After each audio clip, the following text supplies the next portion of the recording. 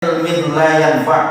Saya berlindung sama Engkau ya Allah daripada ilmu yang gak ada manfaatnya sama sekali. Kedua, gak nambahin rasa takut kita sama Allah. Biasa-biasa aja. Makin nambah, makin biasa-biasa aja perasaan kita sama Allah. Itu udah gak ada manfaatnya sama sekali.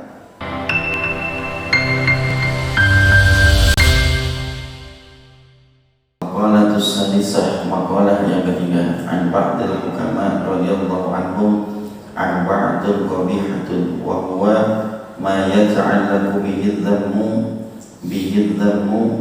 fil ajli wal iqabi bil ajli, lakin arba'atu minha akbar ad-dhammu al-ismu min asy-syarr qabihun wa min asy-syaykh akbar wal ishtighal bid dunya ay bi amti'atiha min al-jahili qabihun wa min al-'alimi akbar, kama ruwiya annahu sallallahu alaihi wasallam man izdada ilman wa lam yazdad fid dunya zuhdan lam yazdad min Allah ta'ala illa bu'dan, rawahu ad-Dailami.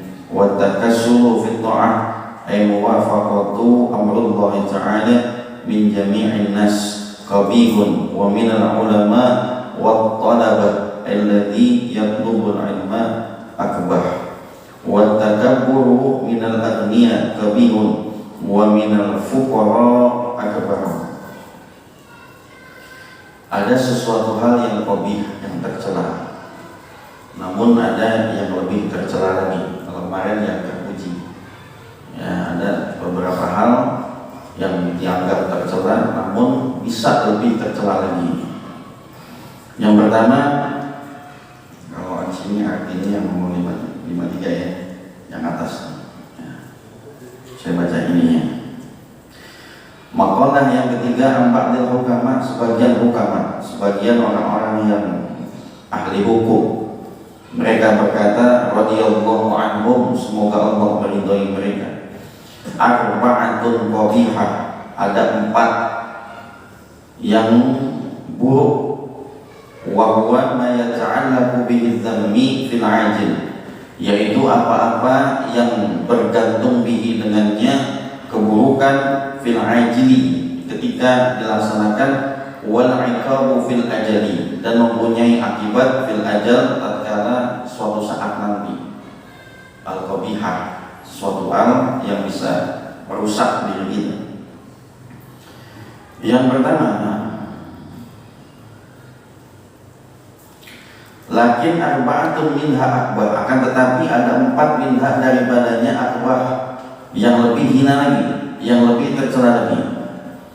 Yang pertama ad-dhammu al-ismu, yang pertama ada dosa atau isim itu satu kesalahan. Minasyab, yang diperbuat oleh anak muda, ada satu dosa yang diperbuat oleh anak muda.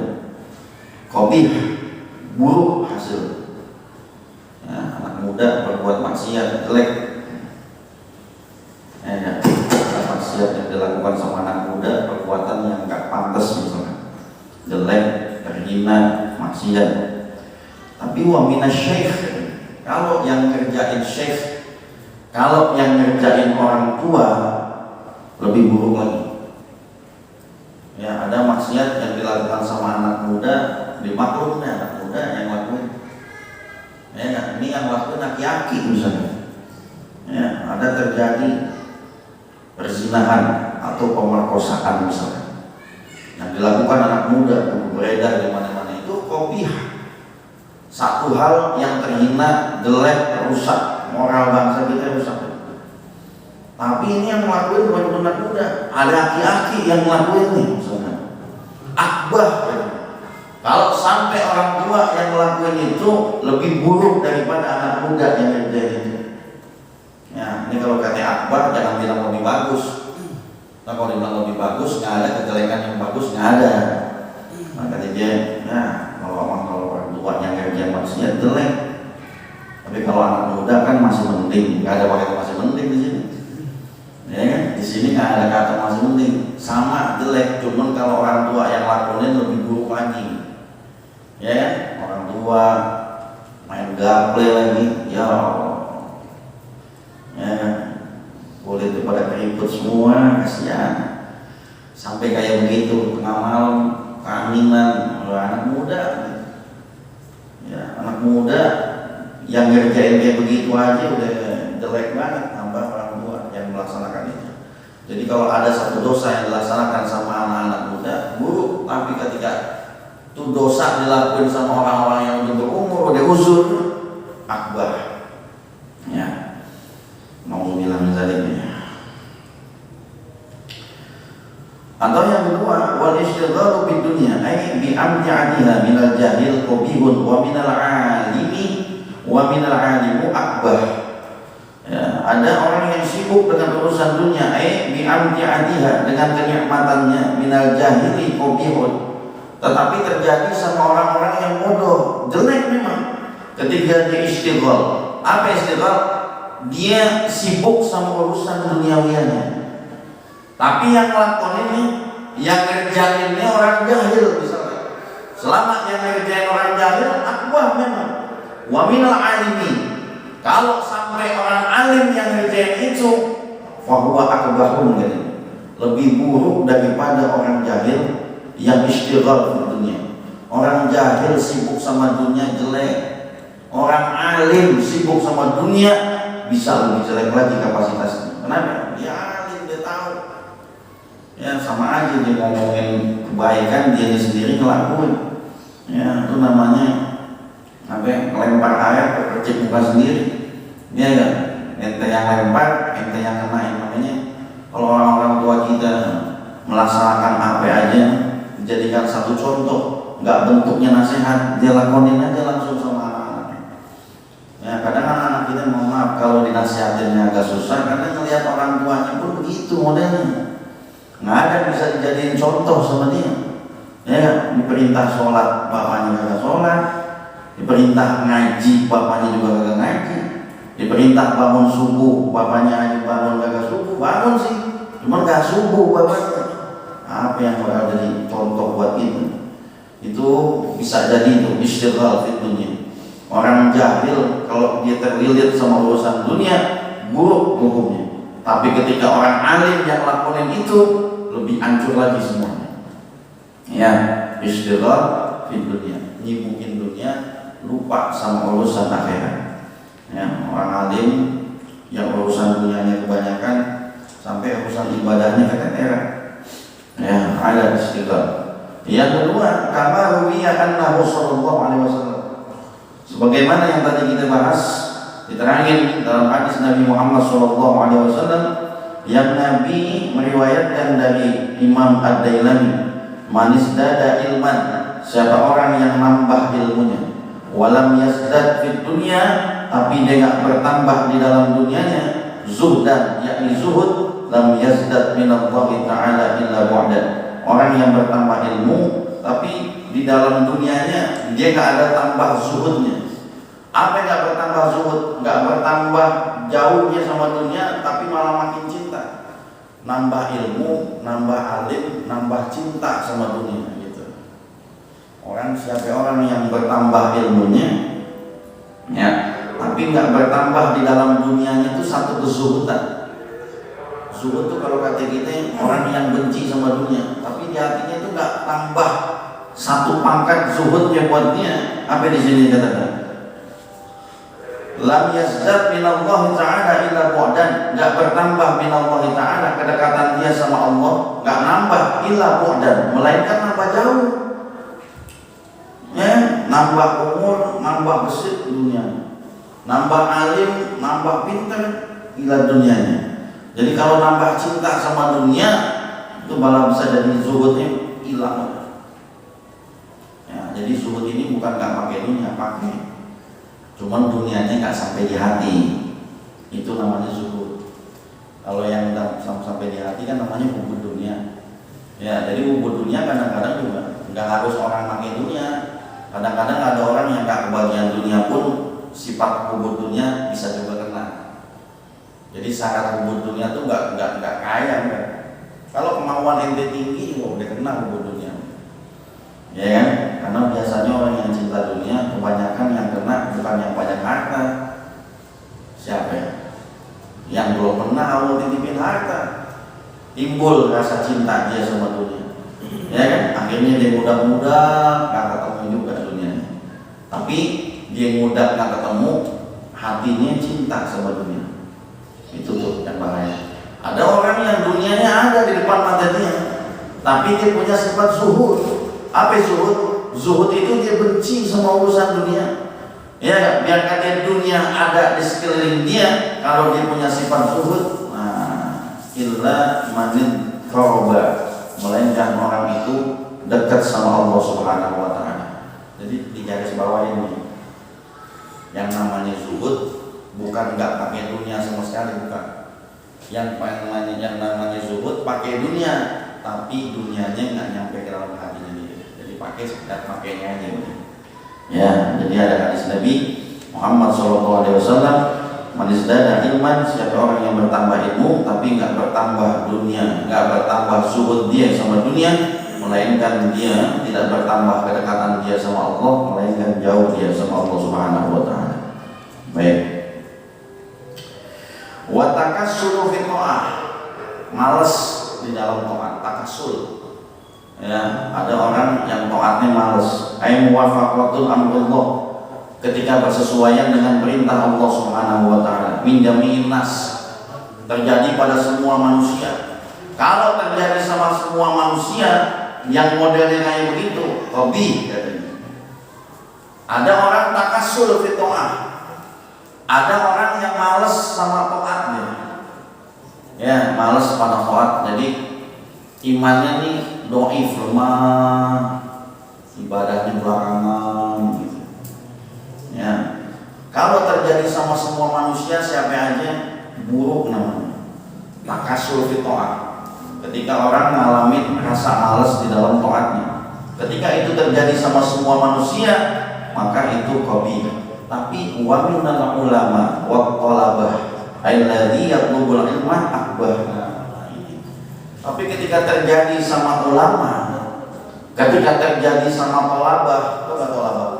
Tolabah itu orang yang nyari ilmu, dia malas gitu sama urusan taatnya, itu dikatakan alladzi yatlubuna ilma. Siapa tolabah? Tolabah adalah orang-orang yang mencari akan dia akan ilmu akbar, katanya.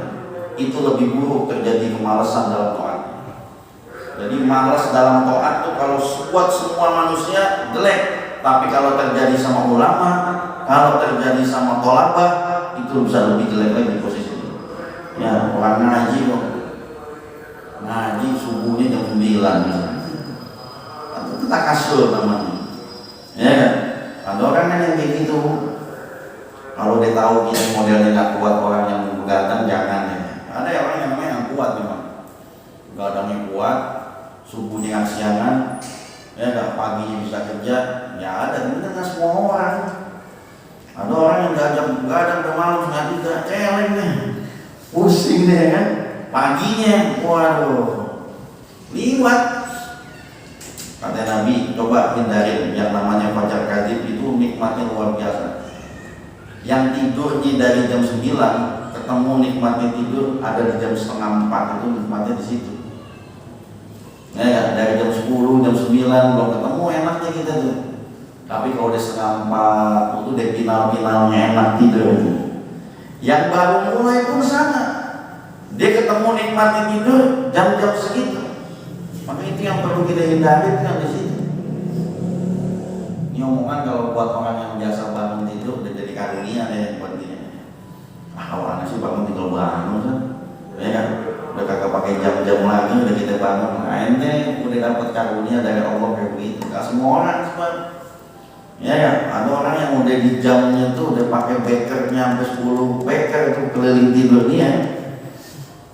Antara alarm yang satu sama yang dua, yang satu dimatiin sama alarm yang nomor 2, yang nomor 2 yang matiin yang nomor 3, saling mati-matiin aja. Ujungnya yang matiin orangnya. Berisik banget sih ini. Padahal yang nyeting malam ini, subuhnya yang bilang berisik dia juga. Emang takassul fi ta'ah. Ya, jadi malas dalam taat kalau terjadi sama orang umum itu jelek. Tapi kalau terjadi sama ulama, aduh, hadza huwal akbar katanya. Paling buruk kalau sampai malas taat terjadi sama ulama. Jadi kalau ulama bilang, aduh, malas Anda nggak subuhan dulu deh, aduh jelek tuh akbar deh. Ya kan? Innama yakhsyallaha min ibadihil ulama. Sungguhnya yang paling takut hambaku, kata Allah, yang paling takut, yang paling khusyuk, yang paling merasa diawasin sama Allah Subhanahu wa taala adalah dia yang namanya para ulama. Jadi kalau dibilang labelnya ulama, takutnya juga harus lebih. Jangan takutnya malah beranian ente. Ini ulama yang ngelakuin maksiat berani banget ulamanya. Wah, udah kita udah tahu dosanya segini. Orang awam nggak tahu dosanya. Kita kan tahu dosanya. Udah nggak apa-apa, insya Allah. Buat nggak apa-apa.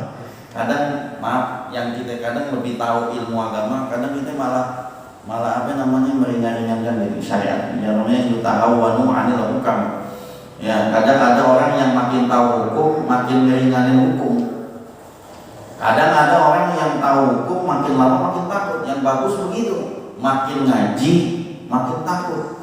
Jangan makin ngaji makin berani, makin ngakal-ngakalin sama syariat kita. Bukan itu gunanya. Ilmu yang manfaat adalah ilmu yang mampu nasihatin diri kita, ilmu yang mampu merubah diri kita, ilmu yang bisa menjaga kita dari apapun fitnah dalam dunia. Itu namanya ilmu manfaat. Coba lihat, Nabi kan berlindung dari ilmu yang gak ada manfaat. Dalam kitab Syiarus Salikin katakan, ya, Nabi berlindung sama Allah dari ilmu yang gak ada manfaat. Allahumma inni a'udzubika ya min ilmin la yanfa', katanya. Saya berlindung kepada Engkau ya Allah, ya, daripada ilmu yang la yanfa', gak ada manfaatnya sama sekali. Apa?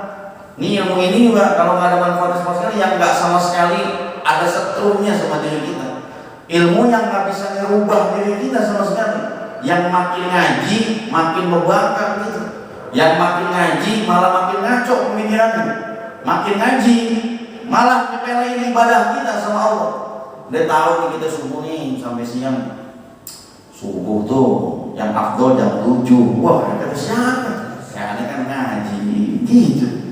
Ngakalin namanya, makin ngaji makin ngakalin. Bahaya itu, bahaya itu namanya min ilmin la yanfa'. Saya berlindung sama Engkau ya Allah daripada ilmu yang gak ada manfaatnya sama sekali. Kedua, gak nambahin rasa takut kita sama Allah. Biasa-biasa aja. Makin nambah, makin biasa-biasa aja perasaan kita sama Allah. Itu udah gak ada manfaatnya sama sekali. Sampai kata Sayyidina Ali, ilmu yang manfaat ilmu yang bisa jagain kita, kan begitu. Karena ilmu sama harta kan beda, ya kan. Kalau harta kan kita yang jagain. Handphone kalau nggak dijagain hilang. Ya nggak, harta di rumah kalau nggak diumpetin hilang. Harta kita jagain, tapi ilmu kan sifatnya ngejagain kita. Ilmu yang mana dulu nih? Ya nggak, kalau ilmu yang manfaat bisa jagain kita dari api neraka. Tapi ilmu yang nggak manfaat, yang belum ada ibadahnya, nggak bisa ngejagain kita jauh dari neraka Allah Subhanahu wa taala. Jadi nggak bisa. Ya, jadi ada takassul fi ta'ah, ada kejadian malas dalam taatnya. Muwafaqah amrullah, ketika orang diperintah untuk beribadah sama Allah Subhanahu wa taala. Kalau terjadi sama jami'in nas, terjadi sama semua manusia, itu qabih, buruk hasilnya. Tapi waminal ulama wa qalabah, ketika terjadi sama ulama, ketika terjadi sama qalabah, akbahu, katanya, itu bisa jadi lebih buruk. Yang terakhir, wa takabburu minal aghniya qabih. Ada orang kaya kena penyakit sombong, jelek. Kenapa orang kaya kena penyakit sombong jelek? Kayaknya juga titipan Allah yang titipin hartanya sama kita. Kita bisa sombong karena kita merasa harta itu yang ngasilin kita. Ya kan? Kalau bilang harta yang ngasilin kita, kagak ada dong Tuhan kita. Kagak ada dong yang ngasih rezeki sama kita. Justru sebagian rezeki kita masih ada milik orang lain, yang itu makanya yang bakal ditanya nanti sama Allah Subhanahu wa taala. Jadi kalau dititipin harta, pertanyaannya dua. Satu, dari mana? Dua, menuju kemana harta kita? Harta saya dari yang halal ya Allah, tapi jalannya menuju yang haram misalnya. Ya, duitnya nyarinya dari halal. Ya, dari kerja, dagang, tapi buat judi, tapi buat mabuk.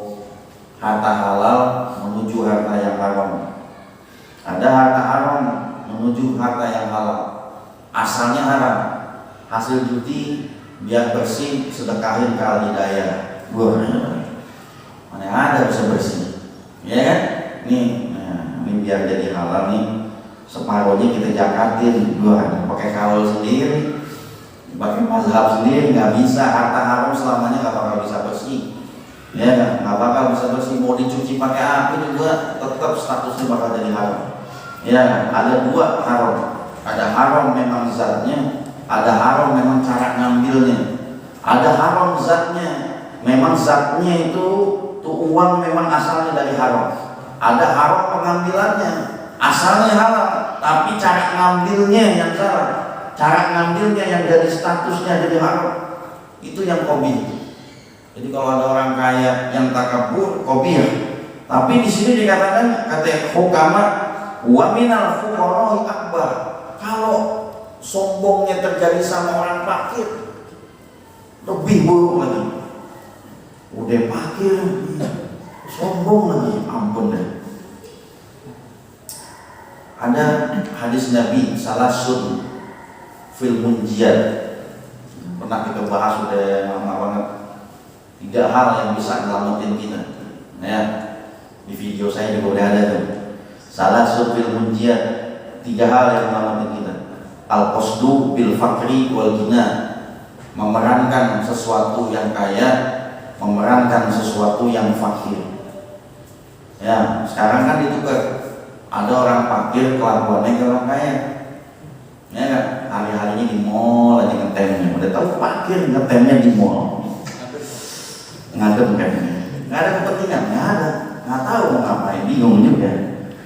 Ya, ada orang fakir yang gayanya kayak begitu. Punya jam tangan yang harganya 2 juta, dia fakir harga jam tangannya 2 juta. Kayaknya hina dengan kefakiran ini. Nggak ada fakir itu nggak hina. Kalau fakir hina, banyak para nabi yang Allah takdirin fakir. Hina itu berarti. Wa minal aghniya, al-qasdu bil fakri wal ghina. Ada orang kaya yang memerankan itu peranannya fakir. Nah, habis kalau peranannya kaya, banyak yang minta sedekah Ustaz, jadi peranannya fakir. Kebalik jadinya. Ada yang gitu, banyak tuh. Enggak, nih cuma begini doang, nggak punya apa-apa gitu. Jadi kalau dia keluar tuh, dia khawatir aja kalau hartanya bakal diminta sama orang lain. Ini al-qasdu bil fakri wal ghina nih, kejadian yang model begini. Makanya kalau ada orang yang susah, miskin, nggak punya harta, dia sombong, dia lagi meranin orang yang banyak harta. Kelakuannya dia kayak begitu. Makanya dibilang sama ulama kita, kalau jadi orang yang fakir, jangan suka berteman sama orang banyak harta.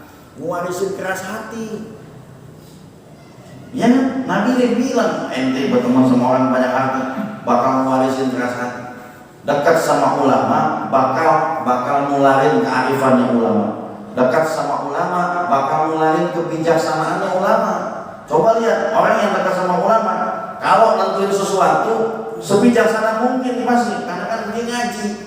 Dia ambil dari kitabnya ulama dulu, tanya dulu sama gurunya, nggak paham, nanya lagi sama gurunya, kan begitu. Tapi dekat sama orang yang banyak harta, cuma kebagian keras hati, kayak kagak, tambeng iya. Ada orang yang kayaknya kagak, nularin sombongnya doang. Gua mau boleh berteman orang kaya, yang pentingnya dia. Orang kayanya kagak penting, dia yang penting. Ada begitu. Ada yang kejadian begitu, itu namanya al-qasdu bil fakri wal ghina. Apa yang dipengenin sama Nabi kita? Kalau ente udah ditakdirin fakir, berperanlah sebagai orang fakir, gak apa-apa. Gak hina kita jadi fakir. Kalau kita ditakdirin jadi orang yang banyak harta, ya kita peranin sebagai orang yang banyak harta. Gimana cara Siti Khadijah dia punya berjuangnya, bagaimana sih Abu Bakar Siddiq dia cara berjuang, bagaimana sih Abdurrahman bin Auf cara berjuangnya. Mereka pakai harta. Ada yang berjuangnya pakai perang, ada yang berjuangnya pakai ibadah tengah malam, ada. Makanya itu yang perlu kita tahu. Ini kita ada di pos sebelah mana kita. Kalau jadi orang alim, berarti kita cara dakwah kita pakai ilmu berarti. Kita kasih ilmu sama orang lain, itu caranya masih ada pos-posnya. Karena semua itu nggak ada yang ingat. Yang mulia juga bukan orang yang banyak harta. Yang mulia adalah inna akramakum indallahi atqakum. Kata Allah, sungguhnya yang paling mulia di sisi saya adalah orang yang takwa. Biarkan dia kaya juga kalau nggak takwa nggak ada gunanya. Biarkan dia miskin kalau dia nggak terima dengan kemiskinannya, sama juga doanya kagak bakal makbul. Orang yang yang ditakdirkan fakir kalau dia terima makbul doanya. Makanya juga seorang fakir suka diundang buat doa. Duafa diundang sama orang yang banyak harta, orang kaya undang orang fakir, mau apain? Mau doain. Tapi kalau dapat orang miskin yang sifatnya nggak terima, doa dia nggak bakal makbul dia. Kudu nyari orang miskin yang nerima dengan kemiskinannya. Kalau mau ketemu orang yang banyak harta yang doanya mustajab, cari orang yang kaya tapi syukurnya tinggi. Orang kaya syukurnya tinggi, doanya dijawab sama Allah. Kalau orang kaya yang pelit gitu, kan makanya Nabi bilang, ente bisa sedekah sama orang yang banyak harta, bisa mengikis kekikirannya, bisa mengikis kesombongannya. Biarin kali-kali orang kaya suruh makan sedekahnya orang susah. Biar apa? Biar mengikis kefakirannya juga. Begitu, kagak ada lagi caranya. Ya, jadi takabur kalau terjadi sama orang yang kaya jelek. Tapi lebih jelek takabur terjadi sama orang miskin. Udah miskin takabur lagi, masya Allah. Ya, itu takabur yang miskin tuh begitu. Itu kebanyakan berteman sama orang yang kaya. Akhirnya ketularan kaya kagak, ketularan tengilnya doang. Begitu akhirnya. Ya. Selesai itu makalah para ulama. Hukamnya. Qala Nabi sallallahu alaihi wasallam, al-kawakibu amanun li ahli sama. Fa idza istansarat ay tafarraqatul kawakib kana al-qada'u al-hukmul ilahi ala ahli sama minal infitar wa tayyi wa mautul malaikati fiha wa ahlu baiti. Zuriyati amanun li ummati fa iza zala ahlu baiti kanal qada'u ala ummati. Qala Nabi sallallahu alaihi wasallam, al-kawakibu amanun. Kawakib itu kalau kita bintang-bintang namanya kawakib. Ya. Al-kawakibu amanun. Ya, bintang itu adalah simbol keamanan, simbol keselamatan. Li ahli sama, bagi penghuni langit. Ya, jadi tanda-tandanya langit tuh kalau dalam kondisi aman, kalau bintang banyak tuh kondisinya aman kan?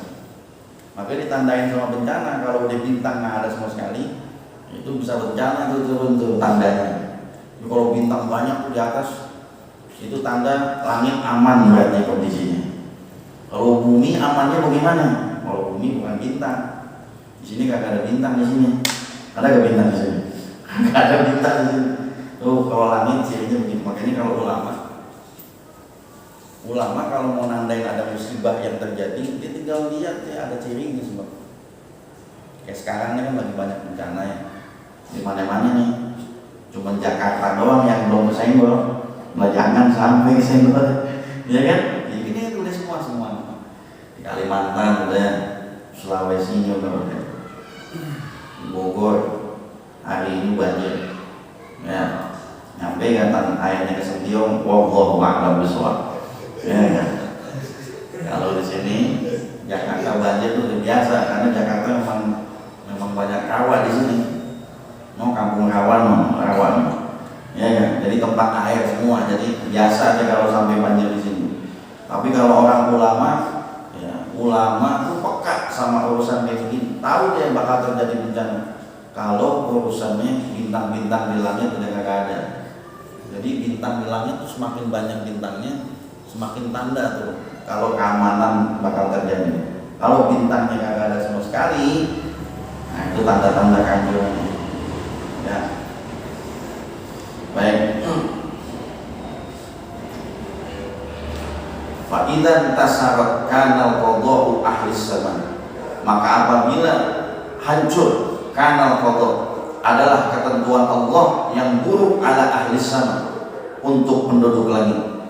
Wa ahlu baiti amanun, ya, dan penghuni keturunanku aman. Amanun kondisinya selamat, keluarga serta keturunanku. Fa idza zala ahlu baiti kana qada'u ala ummati, dan keluarga serta keturunanku sebagai perisai keselamatan untuk umatku. Jika mereka kagak ada, hancur, maka hancur umatku. Ya, di sini wa ahlu bait. Ahlu bait siapa sih? Ahlu bait itu keturunan Nabi. Ya, Nabi kita Nabi Muhammad punya keturunan sampai saat ini. Ya, jadi mungkin ente belum lihat keturunan nabi-nabi yang lain. Allah nggak janji, ya, nggak janji untuk keturunan nabi-nabi yang lain masih diselamatin sama Allah. Allah nggak janji. Termasuk Nabi Isa. Ya, apalagi Nabi Isa. Nabi Isa kan nggak nikah, ya kan? Masih di umur 30 sekian sudah Allah angkat. Ada kejadian yang dimana Nabi Isa memang harus Allah angkat. Ya, jadi Nabi kita Muhammad SAW masih punya keturunan zuriyahnya, namanya Ahlul Bait. Ada yang namanya Syarif, ada yang namanya Sayyid, ada yang namanya Habib. Nah itu ketiga itu bagian dari keturunan Nabi kita. Nah ini tiga keturunan ini di Indonesia yang paling banyak, terutama Jakarta. Banyak banget yang Habib di Jakarta. Itu bagian dari perisainya itu. Ya, mana mereka turun darahnya Rasul Sallallahu Alaihi Wasallam. Biar kata dia kagak alim kayak kita, karena darah itu kuat, Pak. Bapak punya anak bandel, mau gak diakuin anaknya? Tetap aja diakuin, karena biar bagaimanapun tuh anak itu ngalirin darah kita. Ya kan? Biar kata ente bilang, oh mana dia? Oh dia bukan anak aneh, karena ada darah ente di situ. Ya nggak, sejelek-jeleknya anak kita pasti yang dia bakal lakuin. Orang yang memutuskan nama anaknya, orang tua jadi putusin antara anaknya dan orang tuanya, dosa besar, haram hukumnya kata Nabi. Ada anak mutusin nama orang tuanya, udah punya laki, nisbahnya ke lakinya, haram hukumnya. Ya, ada laki namanya Januar misalnya, saya cari nama yang nggak ada di sini, mudah-mudahan nggak ada ya. Ya saya mikir nih ya kan, ini lagi mikir makanya saya dari nama yang kagak ada di sini gitu. Ya jangan. Tapi itu kebenaran. Tiba-tiba ya, ini orang punya anak, anaknya namanya siapa nih anaknya? Ini perempuan namanya. Wah, begitu deh. Nah ini yang perempuan punya anak, anaknya punya suami. Ya kan, zaman sekarang kan begitu. Pas dia nikah, bininya bernisbah, lapoknya pindah ke lapok suaminya. Ya kan? Si Wati punya suami namanya Sigit misalkan ya. Ditempelin jadi Wati Sigit, haram hukumnya. Ente nggak boleh nisbah sama orang lain, dia kan bukan siapa-siapa kita. Tetap ente harus nisbah sama siapa? Ya sama bapak kita lah. Biar kata perempuan dia nikah sama suaminya, haram hukumnya dia nisbah sama suaminya, nisbahnya sama bapaknya. Ya, sekarang zaman itu nggak boleh, itu ada babnya Pak khusus, namanya Ibu Qalut Tabani, ada dalam kitab Khulasatul Awliyamin. Batal tuh pengangkatan satu nasab ketika kondisinya orang mengangkat nama istrinya dari nama suaminya. Kalau suami ente suami ente dibaratin kayak bapak ente, nggak batal hukumnya, nggak boleh berhubungan. Itu nama tetap nggak boleh, sambungin nama kita sama, nggak boleh hukumnya orang memutusin nama orang tuanya sama anak, atau anak memutusin nama sama orang tuanya. Itu nisbah yang bakal selama-lamanya buat kita. Karena dalam kitab Zubat dikatakan anak bakal dipanggil namanya berendeng sama nama bapaknya. Dia merah semua bakal diendengin. Sama nama kakeknya enggak, kakek mah enggak. Anak sama bapaknya, makanya Wasmun Hasan, namain anak yang bagus. Besok bakal dipanggil berendeng sama nama bapaknya. Orang dulu kan ada namanya Pengki. Ada. Sekarang dia tahu nama Pengki nggak bagus, jadi Prengki dirubah. Asalnya sih Pengki namanya. Dirubah. juga, ya, karena dulu gitu emang, ya kan, ada yang lahirnya pakai skop dulu zamannya, namanya macam-macam jenisnya, ya kan. Tapi di syariat kita dikatakan tuh dalam kitab Zubat dibilangkan wasmun hasan katanya, cari nama yang bagus, karena nama ente bakal sedunia orang dengerin nama ente yang bakal disandingin sama nama bapak ente. Itu ibu qaul tabani namanya. Nah, Nabi kita Muhammad SAW dia punya keturunan namanya ahli baitihi wa zurriyatihi. Keturunannya itu. Bagaimana caranya? Kalau ente ngomelin anaknya, berarti kakeknya marah kan? Ya, ini coba aja ente. Anak ente dijewer, ente nggak marah, pasti itu bukan anak ente, anak tetangga kali. Pak, ini saya jewer nih anak, udah biarin Pak jewerannya, bukan anak ente itu berarti. Ya kan? Siapapun yang masih mengalir darah Nabi, bersambung sama darah Nabi, kalau semuanya diomelin, kakeknya bakal marah. Sedangkan kita yang butuh syafaat kakeknya nanti, cucunya diomelin mulu, dikemplangin, diomelin, dijewer, diinjek, lah udah ribet jadinya urusan kita. Bahkan dikatakan dalam kitab Qomiyut Ujian, sia-sia ibadah kita kalau nggak bisa menghasilkan cinta kita sama Nabi. Kenapa pertanyaannya? Emang ente tahu ibadah dari mana kalau nggak dari Nabi Muhammad? Dari mana? Siapa yang ngajarin sholat kita? Allah cuma perintah sholat, ngajarinnya kagak. Cari di Quran dong kamu. Ada? Nggak ada. Alladzina yazkurunallah qiyaman wa qu'udan wa ala junubihim, itu kan cara. Tapi kalau rukuknya, sujudnya, ini sujud sawi, ini namanya i'tidal, itu Nabi kita yang ngajarin. Makanya nggak ada jasa. Bahkan dikatakan dalam kitab Miftahul Jannah, ada kitab fikih namanya Miftahul Jannah. Ada orang pergi haji, kagak ziarah sama Nabi, ya nggak masalah. Cuman sekarang statusnya dalam kitab Miftahul Jannah karena Habib Abdullah bin Abdul Haddad itu dikatakan nggak sah hajinya. Kenapa bisa dikatakan nggak sah? Habib Abdullah punya prinsip ini, orang nggak ada tasyakur binikmatillah, nggak ada rasa syukur. Tahu ibadah haji dari mana kalau nggak dari Nabi? Bahkan Habib Abdullah nambahin dalam kitab di bawahnya, andai kata ente merangkak pakai kaki jarak Nabi dari Indonesia, atau ente merangkak pakai bahu ente dari sini nih, nggak naik pesawat begitu, itu belum tentu bisa ngebalas perjuangan Nabi kita Muhammad. Apalagi ente cuma naik pesawat, enak bermakan lagi, ya kan? Kalau ente nggak ziarah, ninggalin ziarah Nabi, bisa rusak haji kita. Itu kan sekarang ada orang yang begitu, pergi ke Mekah, ke Madinah kagak. Madinah kan kagak kenapa-napa. Kan ibadah haji semuanya ada di mana? Ada di Mekah semua. Udah kita ke Mekah aja. Kecuali darurat, kata Habib Abdullah. Ini orang sakit parah, hajinya udah selesai. Kalau diterusin ke Madinah bisa berbahaya sama dirinya. Terus dibawa lantas ke Indonesia dengan ziarah nih sama Nabi nih, datang ke Indonesia. Kecuali itu kabar. Kalau ente sehat walafiat, nggak ada masalah apa-apa, tahu-tahu ente tinggalin Madinah, ente nggak ziarah sama Nabi, ini bisa bermasalah di dalam ibadah haji kita. Jadi itu yang paling penting sama kita. Makanya ulama-ulama kita ngajarin dari dulu. Ada satu pastor ya, pastor ini nanya sama ulama, emang benar ada keturunan Rasulullah? Ada. Itu kata pastor, andai kata Nabi Isa punya keturunan, bakal aneh taruh di sebelah sana aneh, kata pastor. Sayangnya Nabi Isa nggak punya keturunan. Gitu. Artinya kalau ente punya keturunan Nabi kita, boleh dihormatin. Andai kata Nabi Isa ada yang punya keturunan, kata pastor, bisa dihormatin tuh Nabi Isa dia punya keturunan. Karena Nabi keturunan Nabi Muhammad Sallallahu Alaihi Wasallam. Apapun yang bersambung sama Nabi mulia, Pak.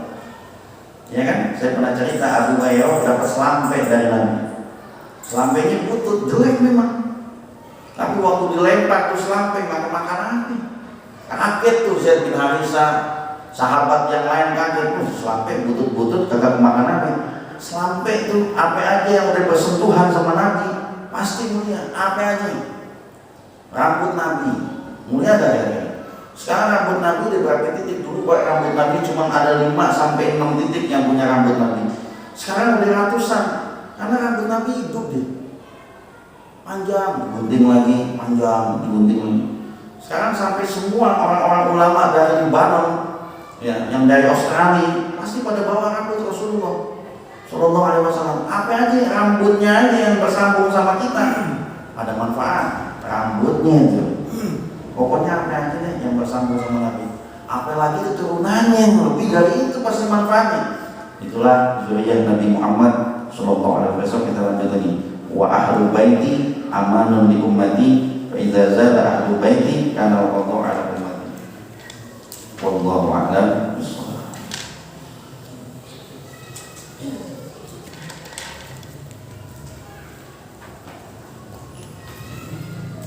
Bismillahirrahmanirrahim. Alhamdulillahirabbil alamin. Wa salli wa barik ala sayyidina Muhammad wa ala ali sayyidina Muhammad wa baraka bi barakatihi wa adina husna bi hurmatihi wa amitna bi tariqatihi wa mu'afa min al-bidah. Sallallahu ala sayyidina Muhammad wa ala alihi wa sahbihi wa sallam. Walhamdulillahi rabbil alamin. Assalamualaikum warahmatullahi wabarakatuh.